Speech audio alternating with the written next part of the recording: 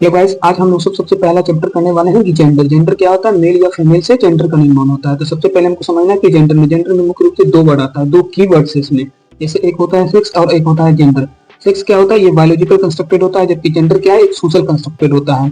सबसे पहले gender role अर्थात लैंगिक भूमिका के बारे में कैरोल मोजर के द्वारा बताया गया था। इन्होंने बताया था जेंडर कंस्टिट्यूएंसी अर्थात लैंगिक अस्थिरता। बच्चों को ये क्वेश्चन बार बार सीटेट में पूछे जाते हैं कि बच्चों को किस अवस्था में जाकर के कितने साल में ये चीज जो जेंडर रोल होता है वो पता चल जाता है। तो ये चार वर्ष की अवस्था में बच्चों को पता चल जाता है। और ये कौन सा एज होता है? ये अर्ली चाइल्डहुड का एज होता है। तो कैरोल मोजर के अनुसार तीन प्रकार की लैंगिक भूमिका वो बताया था। जो जेंडर रोल होता है वो तीन तरह से होता है, जिसमें महिलाएं तीनों में भागीदारी निभाती है, जबकि पुरुष जो होता है बिल्कुल दो में होता है। अब इसमें से तीन में हम सबसे पहले देखते हैं रिप्रोडक्टिव रोल। इसमें जो होती है सिर्फ महिला, रिप्रोडक्शन तो सिर्फ महिला ही कर सकती है। रिप्रोडक्टिव रोल में सिर्फ महिलाएं रोल निभाती है, जबकि इसके अलावा जो और बाकी का जो दो बचता है उसमें महिला और पुरुष दोनों होता है। जैसे एक होता है प्रोडक्टिव रोल, जो उत्पादक भूमिका होता है, उसमें महिला और पुरुष दोनों होता है। सामुदायिक प्रबंध की जो भूमिका होती है महिला और पुरुष दोनों होती है।